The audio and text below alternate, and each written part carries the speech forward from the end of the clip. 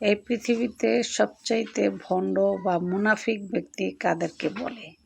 যারা কথা দিয়ে কথা রাখে না, মানুষের সাথে ধোঁকা দেয়, কথায় কথায় মিথ্যা কথা বলে, আর এটা করব সেটা করব অনেক আশা দেয়। এসব মানুষ আসলে আশা দিয়ে আশা আর ভঙ্গ করে, ইভেন কথা দিয়ে কথা রাখে না।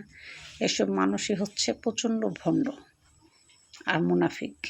আর যারা বিশেষ করে কথায় কথায় মিথ্যা কথা বলে, তারা তো কখনোই মুমিন ব্যক্তি হতে পারে না।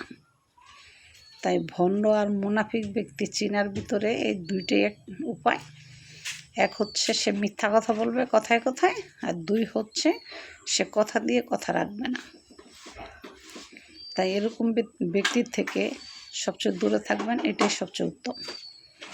কারণ অসৎ সঙ্গ ত্যাগ করো, আমরা ছোটোবেলায় বই পড়ছিলাম। তো মুনাফিক ব্যক্তির থেকে যত দূরে থাকা যায় ততই ভালো, নিজের জন্য ভালো।